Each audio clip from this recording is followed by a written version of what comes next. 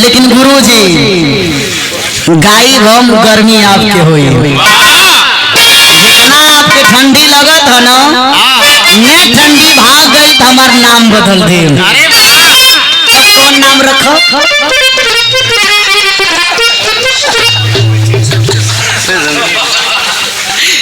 कुछ रखी लेकिन सोच ली। आइए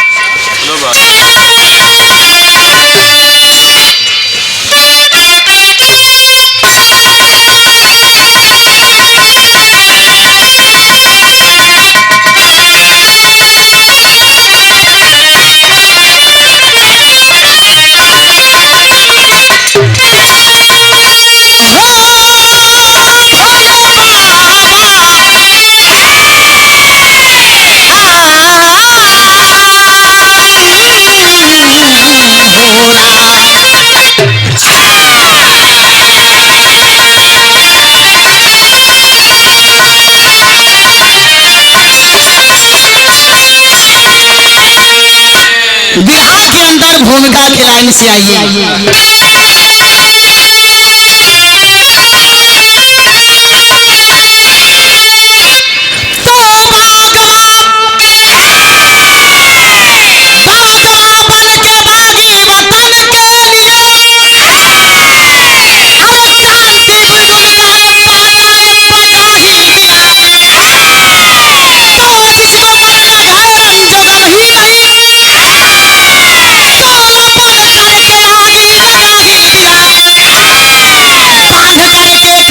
सर पे निकले चला पूरी शासन को जड़ से हिला ही दिया। अरे बिहारी गणेश जी गोरी दुल्हन के लिए तो पल के भेज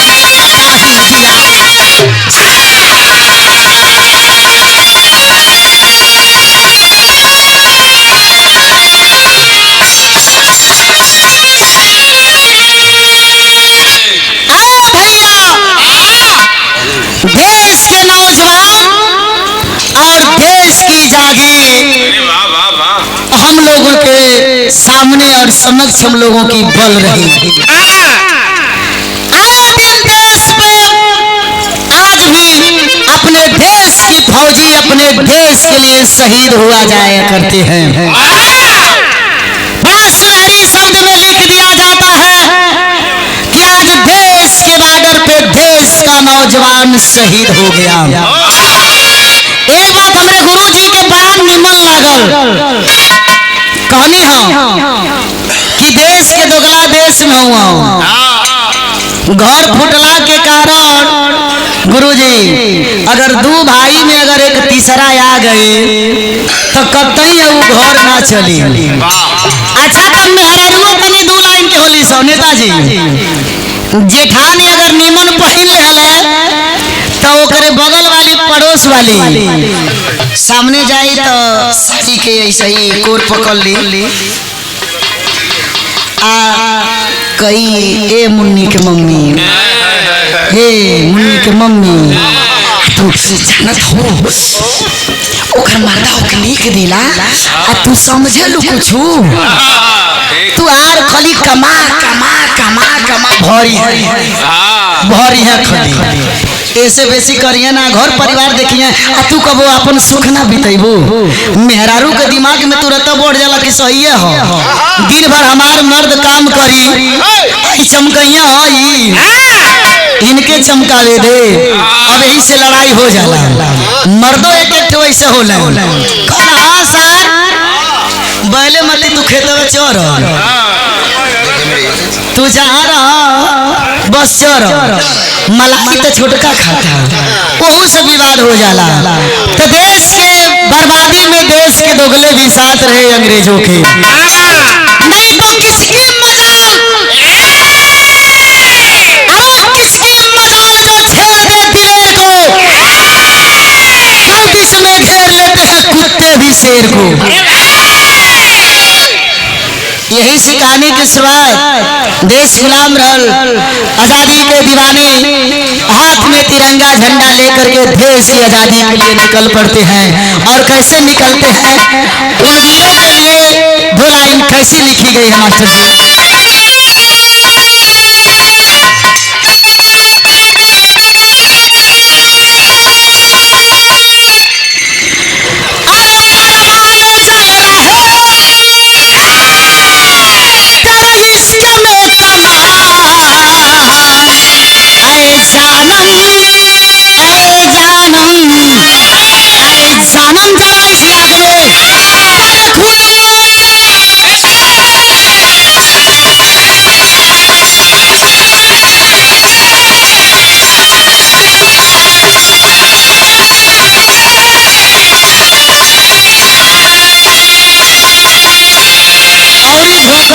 बाबा और केहू के जौन हई वाली दुई मशीन कंट्रोल में नहीं खे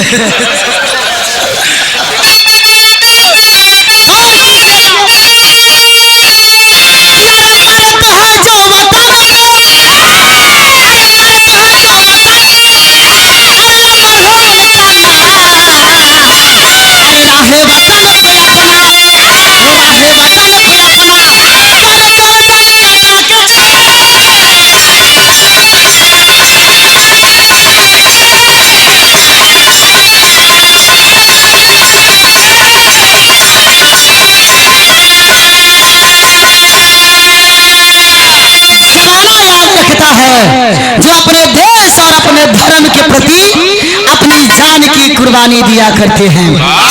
यही सिखाने के स्वाद कौने जिला से कौने गांव से बाब तनी शहर की लाइन में आप लोग आइए।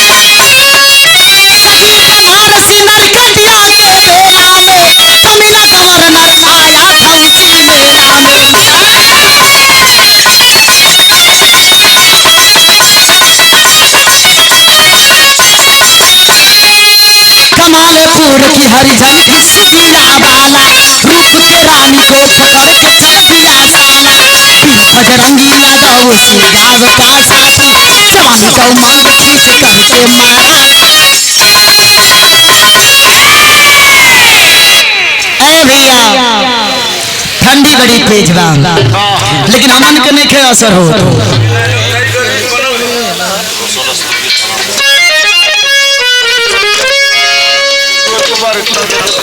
बोले हैं हम लोगन के प्यार है कि हमन के यहाँ तो खींच के ला देला बाकी तो ई बाबा के देन से जवन तो देता हूँ बढ़िया देता हूँ लेकिन ए गुरुजी ई बिरहा ऐसा ना गायब तो मर जाए बस इतना ही जान जाइए। और तो भगवान मालिक के देन से धन दौलत के कहा लेके गइल बा हमसे इतना सुगर सुगर लोग रहे के जाना ला ना लेकिन है बिरावे के ऐसा दिन हो कि दुनिया जाना था। कहानी बताने गौर करो देश गुलाम हो गुलामी की जकड़ी हुई जंजीर में माँ भारती हमेशा कराहते थे। अंग्रेजों का बड़ा शासन था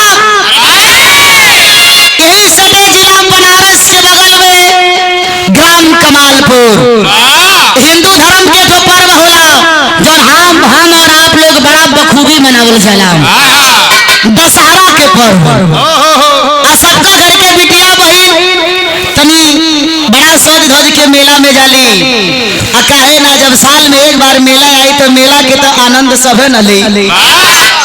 एक गरीब घर की बिटिया जिसका नाम बताया गया सुगिया ए बाबू दुनिया में जकरा घरे गरीबी भगवान दे ओकरा घरे बिटिया बहन न दे बिटिया बहन दो तो इतना सुघर न दे कि लोग के निगाह खूबसूरती पे पड़ल है। बड़ा सुघर सुगिया वाला 16 श्रृंगार सजा करके और दशहरा के मेला के आनंद उठावे खातिर सखी सलेहर के साथे मेला में आ गई। जानसर गवर्नर अंग्रेजों का कमांडर जानसन गवर्नर साला जितने गोरा रहल दिल के उतने काला रहल अक्सर ही देखे के मिलेला। बड़ा कम आदमी के ऊपर भरोसा करेला। ये अंग्रेज केहू के बिटिया बहन कई मंदिर तो कई मस्जिद हर तरह से तानाशाही करे। जानसर गवर्नर घोड़े पर बैठ करके उसी दशहरा मेला के तरफ चल देता है। यहाँ रे बाबू बजरंगी यादव हथवा में मुटकी लाठी लेके मेला के चारों तरफ घूमत हवन कि कोनो अंग्रेज आ जाइए अगर हमरे बिटिया बहन पे निगाह उठाई लाठी से मार करके साले अंग्रेजों का कपार फाड़ दूंगा। यह सोच के बजरंगी घूमत हवन। हर जानसर गवर्नर घोड़े पर बैठ के अब मेला के अंदर गइलन। जात जात जात कुछ दूरे गइलन तो मेला के अंदर वो जानसर गवर्नर के निगाह वो सुगिया भाला वो गरीब घर के लड़की के खूबसूरती पर पड़ल। देख करके गवर्नर घोड़ा पे ही बैठल सुगिया के हाथ के पकड़ के अपने घोड़ा पर बैठावल चाहत हवन कि अपने थाने पर ले जा करके इस लड़की के आबरू को लूटूंगा, मौज मस्ती करूंगा। आज हथवा के पकड़ के भैया घोड़वा पर बैठावल चाहत हवन। वो मेला के अंदर वो लड़की चिल्लाती बा कि भैया बचा लो, भैया बचा लो, हमन गरीबन के पास कुछ होला ना हो भाई, लेकिन अगर हमरे आबरू पे ठेस लग जाई, दाग लग जाई तो दुनिया में कहीं मुंह दिखावे के लायक ना रहम।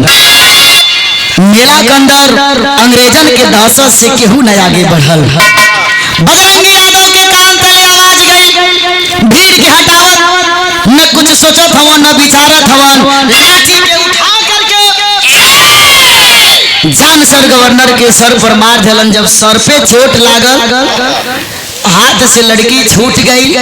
गवर्नर साहब वही घोड़ा से मेला के अंदर जमीन पर गिर गइलन। दूगो अंग्रेज सिपाही बगल से देखलन कि कौन है कौन है कौन है जो हमारे साहब को घोड़ा से मार करके जमीन पर गिरा दिया। दौड़ करके आ करके गवर्नर साहब के उठौलन और उठावत हवन। मेला के अंदर कैसन भगदड़ मचल गीत के लाइन से।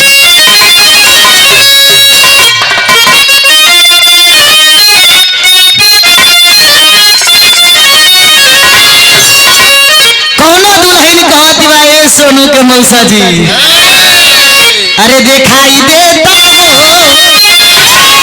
दिखाई देता हो रजवा तू हमके मेला दिखाई देता हो।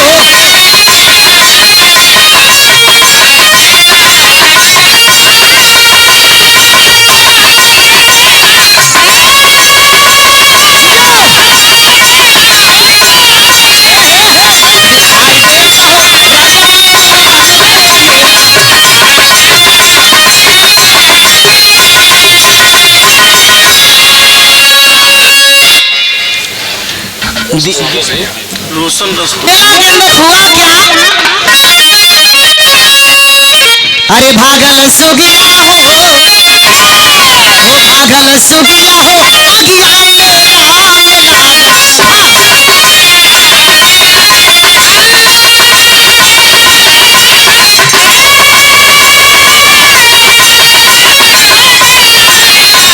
भागल सुगिया हो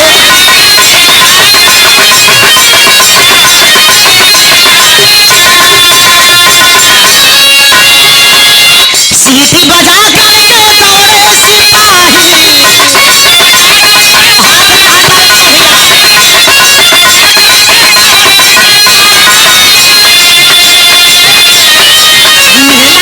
मेला के अंदर वो मेला के अंदर मचौले तबाही।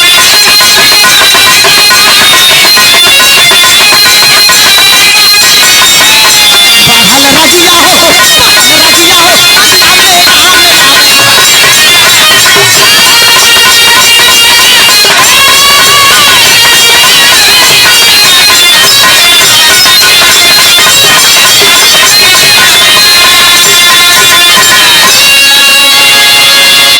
मेला के अंदर से सुगिया भग चलती है। अंग्रेज सिपाही आके साहब के उठा के तलाश करो कौन हमारे साहब को जमीन पर मारकर गिराया है।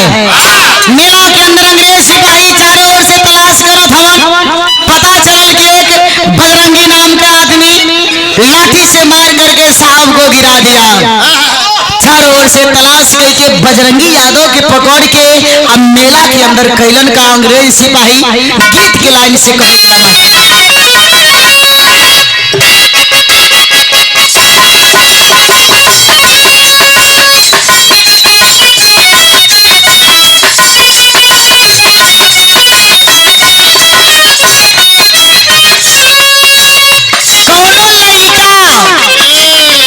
जब नया नया गाना होला ना, ए सुरेंद्र भैया, ए मिथिलेश भाई, वो तो सब ही जानत हुई। जब पहला बेर दुल्हन अपने ससुरा से नैहरा जली तो नैहरा के तैयारी बड़ा जल्दी होला। गैला के समय घर के सामान वही छूट गए। आज जब शाम के उ लइका अपना कोठरी में गए, मेहरारू के साड़ी देख के कहला आई ओ कहाँ गई हो हमार जान, करेजा फटता। उ कहे लइका सुनसान लागेला, सुनसान लागेला, घर बड़ा तनावा, ए घर पहिला से।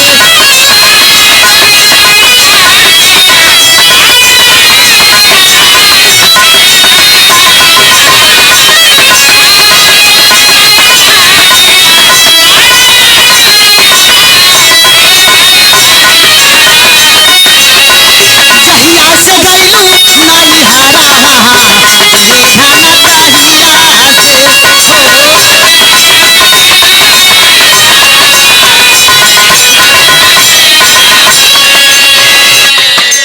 और अंग्रेज बजरंगी यादव के पकड़ के कैलन का तनी गौर कर। मेलावा में गैला यादव, अरे मेलावा में गैला यादव, बजरंगी घेराई हो बना देला प्यार। मेलावा में गैला यादव, बजरंगी घेराई हो बढ़ाई गैला प्यारा से। तो पापी उल्टा करके, अरे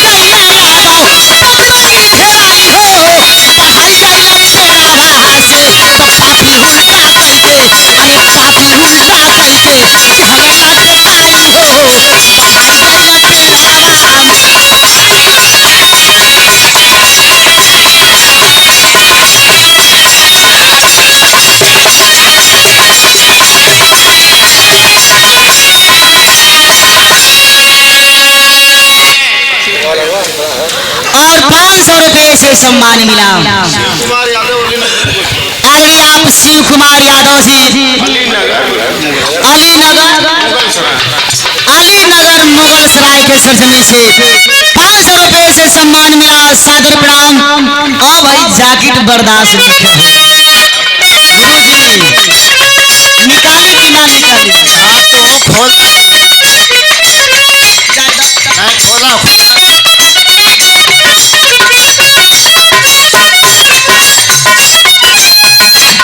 अंग्रेज सिपाही करत हवन काम।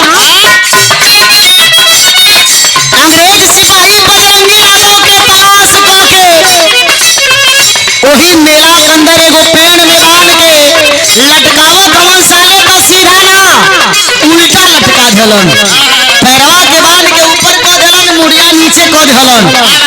आ कैला के बाद करे काम मारे मारे पूछे पापी सुहिया के नाम हो। लेकिन ना बताया तहर नाम औरी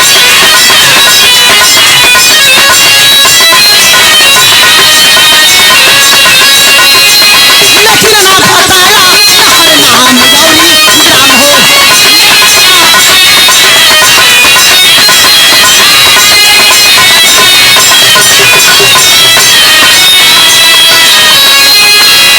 विषधर महादयाला,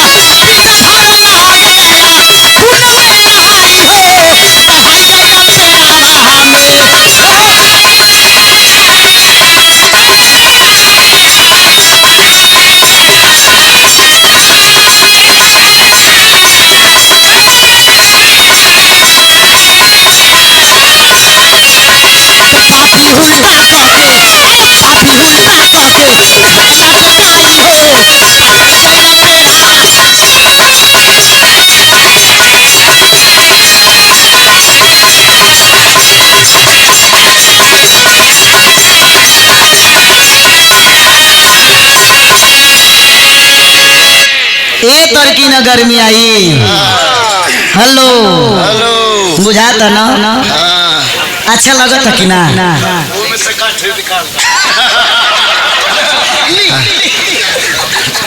टू का स्पीड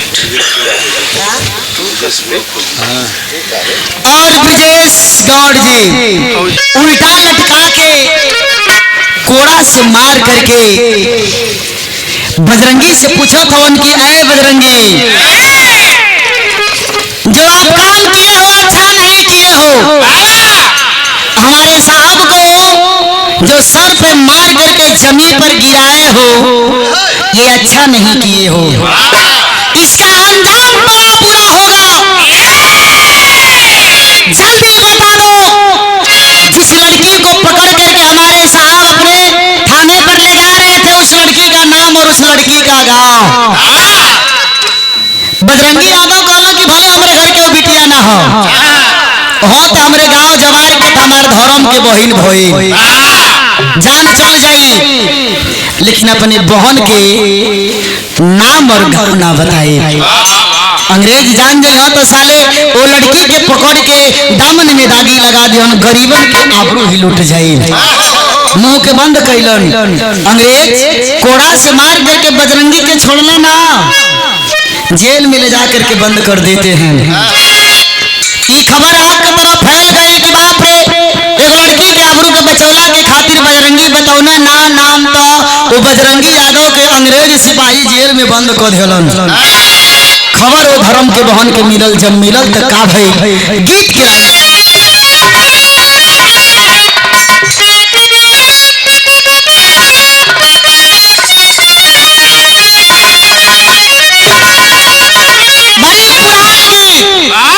लेकिन एक क्वालिटी का वो पुरान ना होई कैसे अरे प्यार बात जग में बहार बा अरे प्यार भी न जिंदगी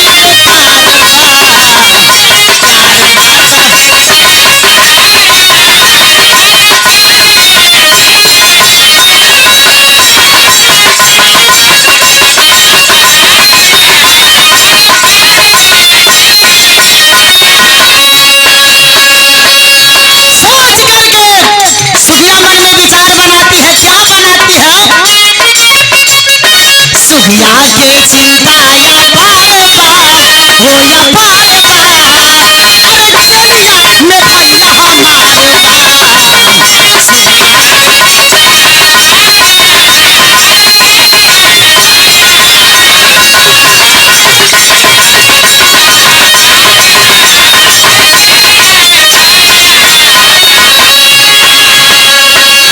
धर्म के भाई बोले यादव के लाला नामा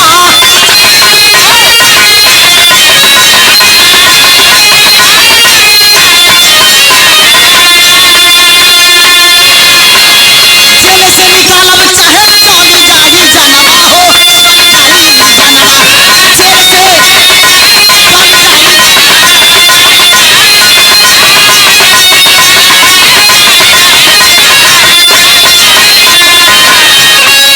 दिहल सोरहो सिंगार बा सिंगार बा अरे चलिया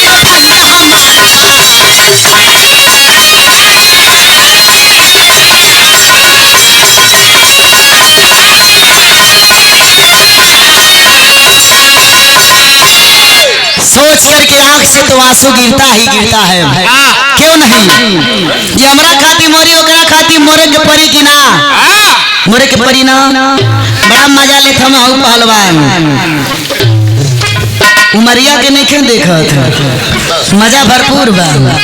अरे अब का अब जितना बा उतना रस रही एके जने खातिर छोड़ दी जा कौन जरूरी बा घर खानदान वहीं चलला की हाथी पानी में चल सुगिया मन में विचार बना लेती है जब एगो धर्म के भाई हमार नाम ना बतौना तो हमरो कर्तव्य होला वो धर्म के भाई के जेल से बाहर निकलना की प्रमाण मिलता है भैया। Double blouse double sari double petticoat मन मेहरारू के कुल सिंगार डबल डबल क के 16 सिंगार सजा के जेल के गेट के सामने पहुंचली। गेट के सामने एक जेलर खड़ा है। लड़की के देख करके कहता है, अरे लड़की, जेल के अंदर कहाँ जा रही हो? हथवा के जोड़ के सुगिया कौली की, ए साहब, आपके जेलिया में बजरंगी नाम के आदमी बंद हवन, बजरंगी से मिले जाते नहीं, मिल के हम 10 मिनट या 5 मिनट में वापस आ जाइए। जेलर जब भी बजरंगी यादव का नाम सुनता है कहता है, लड़की, बजरंगी यादव से मिलना है तो एक शर्त मानना पड़ेगा। लड़की सुगिया कलश की, साहब जल्दी बताइए आपके का शर्त बा, हम बजरंगी से कैसे मिले? जेलर लड़की से कहते हैं कि जाओ, लेकिन जब बजरंगी यादव से मिलना, जब मिल के आना तो सीधे हमारे पास चली आना। सुगिया कलश, जो हुक्म आपका। मिल के आई तो कहीं ना जाई, जब तक आपसे ना मिला तब तक जेल से तो कतई ना जाई। इजाजत मिल जाता है। जेल के अंदर सुगिया वो कोठरी में पहुंचली। ये भैया जौना कोठरिया में बजरंगी यादव बंद हवन, शरीर की हालत के देख करके सुगिया वाला कोई अपने सर के पकड़ के और भाई के पैर के पकड़ के और रो रो करके एक बात कहत है कि कहो भैया, इस शरीर की हालत तुअर का हो गए? इतना बरियार पहलवान रहला हो भाई, आज ये अंग्रेजन की हालत, अंग्रेजन के साथे तू अपन हालत का बना लेला। एक बात कहती है क्या, बड़ा निमन से ही गांव के मेहरारू लोग गावाला। कैसे गावाला?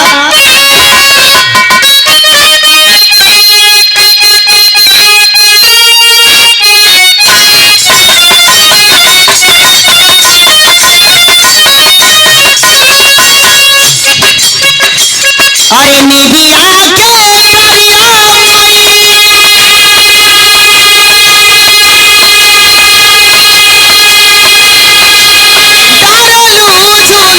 आवा हो की झूली हो,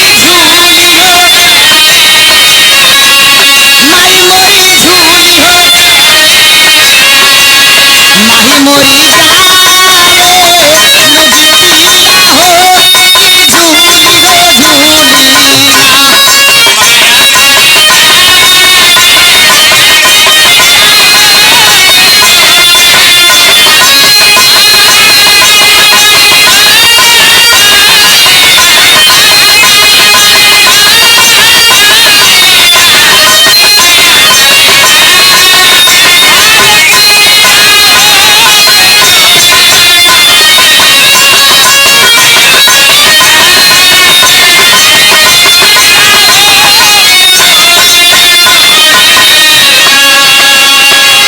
रोशन आँखी से आंसू निकला, कलेजा एक बार फाट गई हो भाई। ये अंग्रेज तो हालत का कैलन, अपने भाई से कहले में सुगिया कैसे, बहरा के अंदर जाके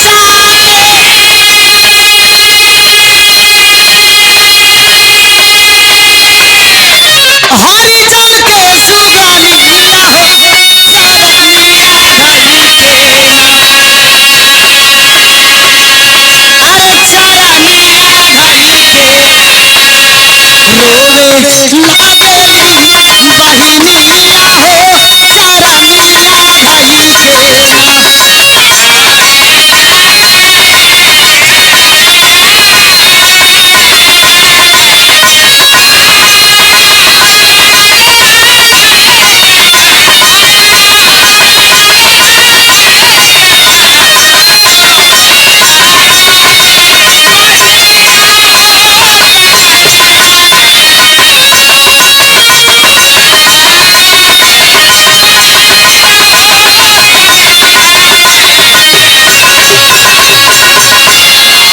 लक्ष्मण फौजी जी आपके तरफ से अपने भाई के देख के कली के, भाई काहे न तू हमारा नाम बता देला, कम से कम जौन उकील वाली कोड़ा तोरे ऊपर गिरल बा, एको जगह शरीर के खाली ना बा हो भाई, जौना शरीर से तोरे देही से खून ना निकला था।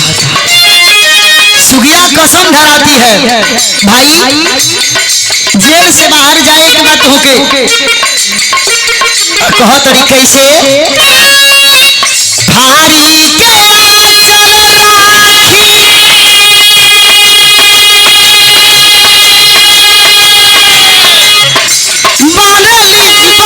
बहनिया हो चरनिया धरी देना हो चरनिया धरी देना रोवे नागरी बहनिया हो चरनिया धरी देना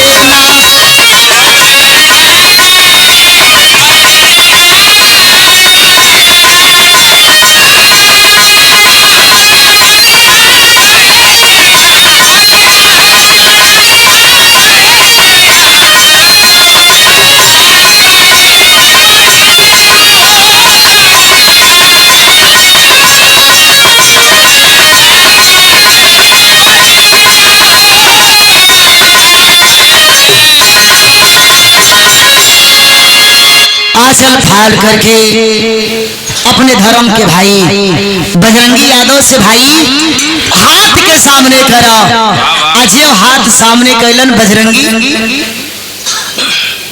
आंचल के फाड़ के अपने भाई के कलाई पे राखी बांध के अपने भाई के कसम धरावत अड़ी किए भाई जेल से बाहर तो होके जाए के बाद आई मेहरारू के पोशाक डबल पहनले बानी हो भाई मेहरारू के रूप बना के आप जेल से बाहर जा बाद में अंग्रेज मम्मा के हम देख ले अजय सुगिया अपने धर्म के भाई बजरंगी के जेल से बाहर जाए के कहतड़ी डांट करके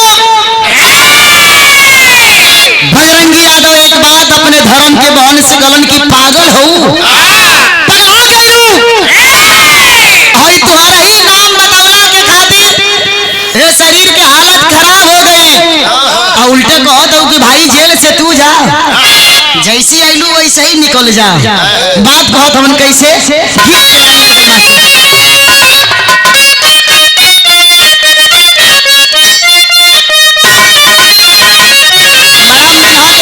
सुरेंद्र भैया पहले भट्ठा पर अब तो इतनी घड़ी मशीन आ गई बा मटियो मशीने फेंटत ह ईटो मशीने पाथत लेकिन कहे लो कैसे अरे गैया मैया रे गैया मैया रे गैया मैया रे हमरा गैया भट्ठा पकावे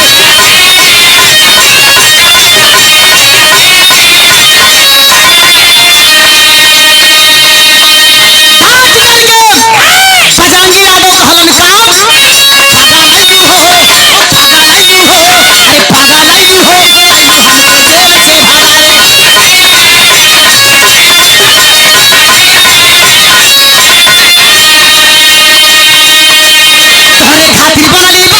जेल से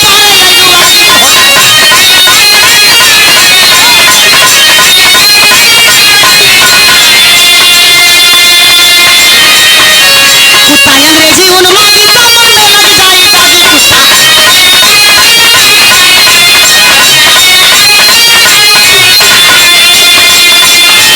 साफुनैलू हो साफुनैलू हो आइलू हम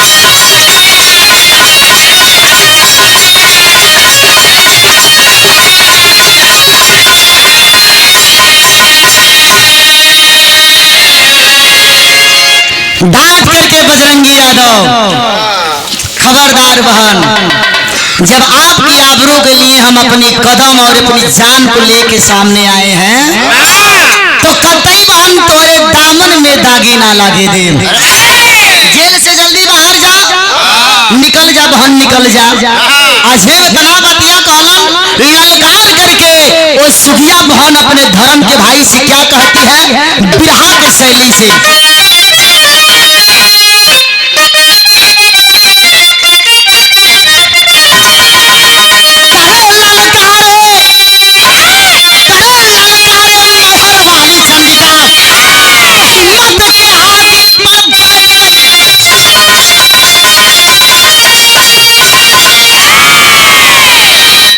हिम्मत के हाथी पर बैठ गई वैशाली ललकारी मेहर वाली चंडिका।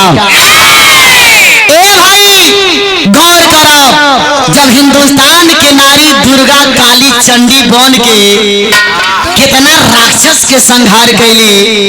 ई तो साले अंग्रेज हैं, साले डब्बा के दूध पीने वाले, क्या हमसे अपनी औकात दिखाएंगे। कहती है क्या, अरे बोल पड़ी मधुबाला भैया, बोल पड़ी मधुबाला भैया, कौन तुम्हारे मन में है, मिट्टी के तुम हो पुतला वही हमारे तन में है। तो भले भास्कर पूरब से, अरे भले भास्कर पूरब से पश्चिम उदय हो जाएगा, कोई कमीना दामन मेरा दाग लगाने पाएगा। तो दाग लगाने वाले को हंस करके कहती है, ए भाई अरे दाग लगाने वाले को, अरे दाग लगाने वाले को पैरों के तले कुचल दूंगी, मैं भारत की बालों मच्छर के तले मसल दूंगी। कहे जाएगा कहाँ आई, हिंदुस्तान के सामने पाकिस्तान आई, अच्छा आतंकवादी आई हम, हमन के माई के दूध पियले हई जा, इतना आई डब्बा के दूध पिए वाले हमन के डरवा पई हां। आवा मम्मा, आवे ना उठा खबरदार। खबरदार नहीं यार, वाह वाह। वो लड़की कहती है कि भैया जेल से बाहर आप जाइए, इनको तो सबक हम सिखाएंगे। जब कहला सुगिया की भैया हिंदुस्तान के नारी हैं, सोचा था कि हम मर्द हैं, वो मेहरारू है तो हम जीत जाई वो ना जीती। लेकिन ए भाई जो हिंदुस्तान के धरती पर तू जन्म ले ले, वो हिंदुस्तान के सरजमी पे हमहू जन्म ले ले हैं। जाने माई के दूध पियले हवा, वही माई के हमहू दूध पियले हैं। आज दिखा दे कि हिंदुस्तान के नारी के अंदर कितना शक्ति होला। बजरंगी यादव के मेहरारू के पोशाक बना के जेल से बाहर कैली, और जेल से बाहर कैली तो सोचे लगली वादा कैले हैं जेलर से मिलब जरूर। करती है क्या लड़की, बिरहा में पहपट के लाइन से,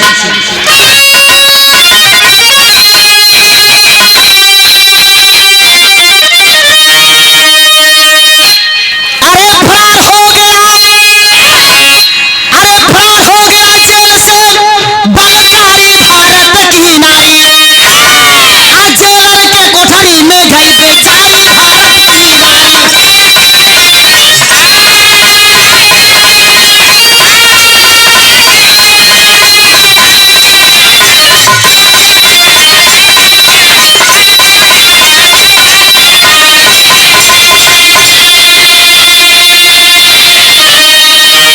अरे पोशाक अपन खोला साहब, हम द्वारा से राजी हो, अरे नंगा आदमी हत्या हो करके, अरे चलैया है बाजी हो, अरे चलत का चाकू सीने अंदर मारी भारत के नारी, दुनिया से गईला शारदा चिलाई भारत की नारी।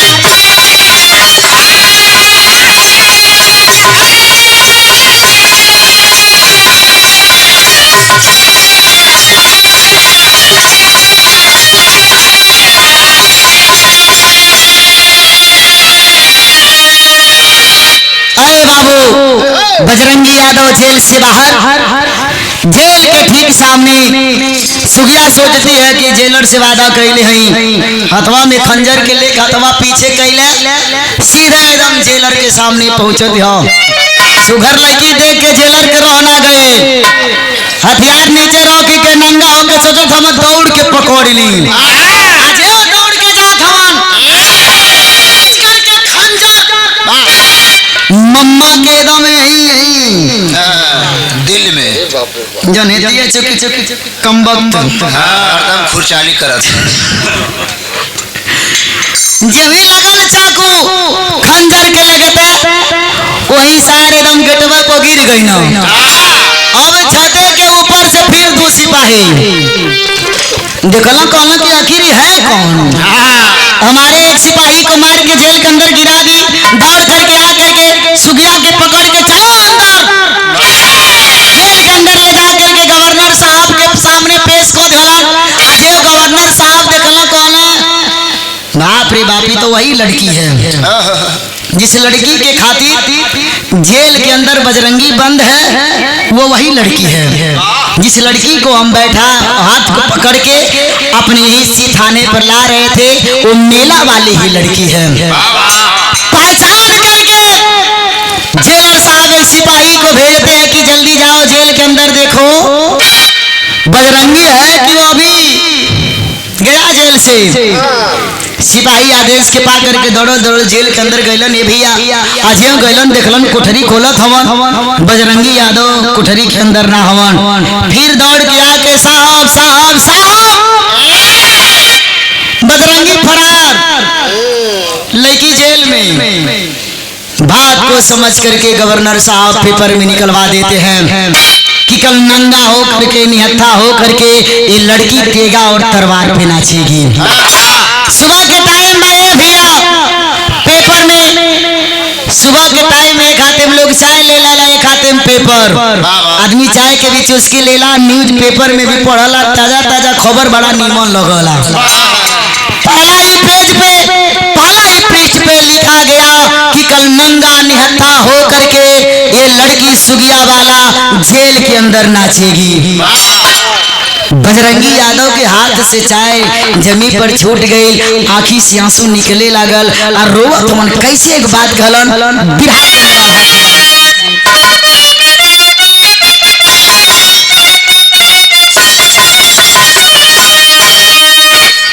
अरे हर बजरंगी यादव, हर बजरंगी यादव करेला फिक्रिया भैया।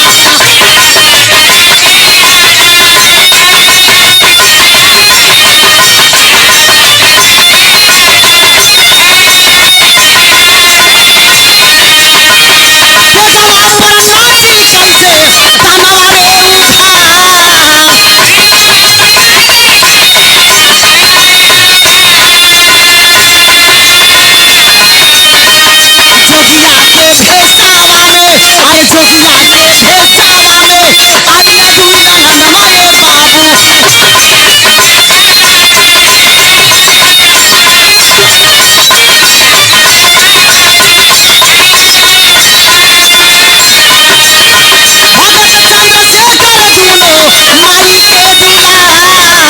भगत चंद्रशेखर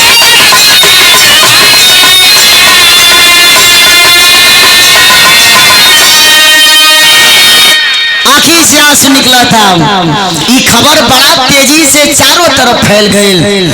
क्रांतिकारी वाली टोली से दो जोगी के भेष में, साधु के भेष में भगत जी और चंद्रशेखर जी बजरंगी यादव के सामने आके कंधा पे हाथ के रख के विश्वास और आश्वासन दोनों दियावत हमन के बाबू चिंता मत करम, आज ये लड़ाई देश के प्रति हो गई बा, स्वयं तुहार लड़ाई ना होए बजरंगी यादव, आज ये लड़ाई पूरे क्रांतिकारी टोली तोरे साथे लड़ी। आ कैसे लड़ी घबराए के ना हो, क्रांतिकारी वाली टोली तोरे साथे चली।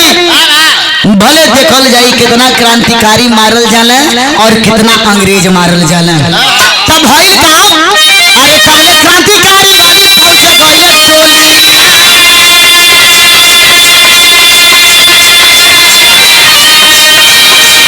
अरे धीरज धरावा बेटा जल्दी आओ अमेरिका।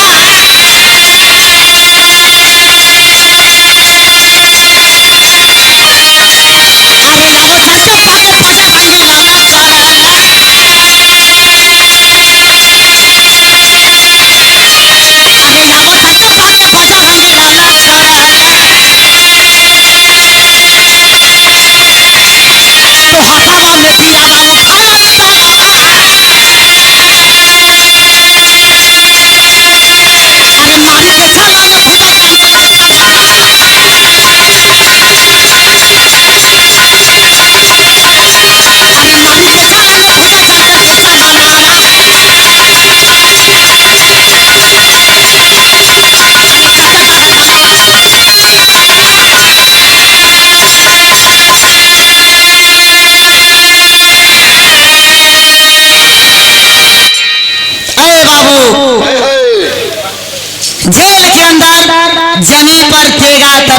आ गया। अंग्रेज सिपाही गवर्नर सीधे सामने कुर्सी पर बैठल हवन। गवर्नर के हिसाब से और आदेश से अंग्रेज सिपाही और सुगिया के शरीर पर कोड़ा मारल चालू कैलन।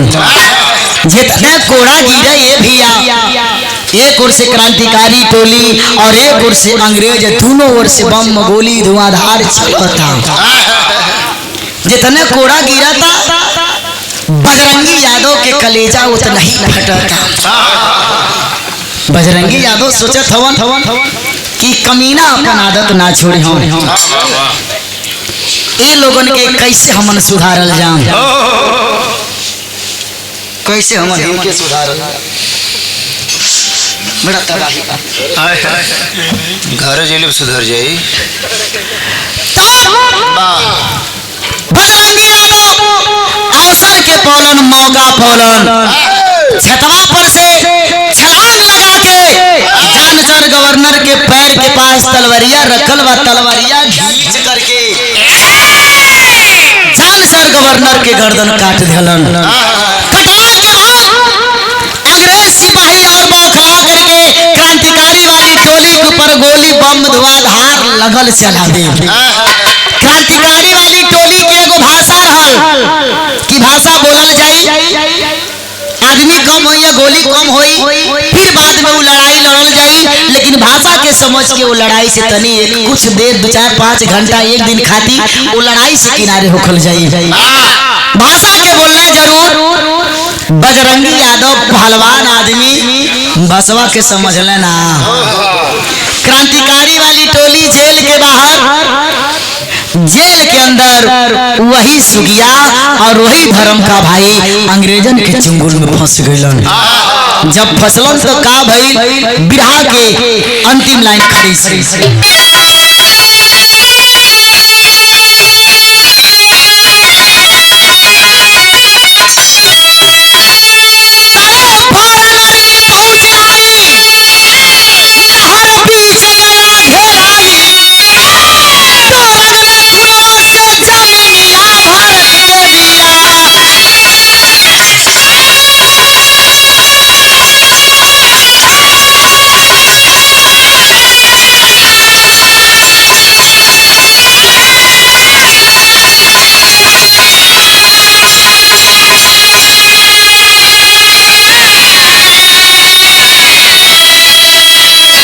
बाबू जेल के अंदर वही धर्म की बहन और बजरंगी यादव दौड़ के अंग्रेज सिपाही आके बजरंगी के सीने में खंजर मार देते हैं।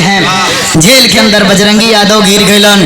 दौड़ के सुगिया पकड़ के अपना भाई के सर से कहली कि भैया यह तुहार कुर्बानी व्यर्थ ना जाई। पीछे से जल्लाद उस सुगिया पे भी गोली का वार कर देते हैं। गोली के लगते ही अपने देश और अपने धर्म के खातिर अपने वही जेल के अंदर अपनी जान की कुर्बानी दे देते हैं। तो प्रेम से बोलिए भारत माता की। अंतिम लाइन बिरहा के साथ से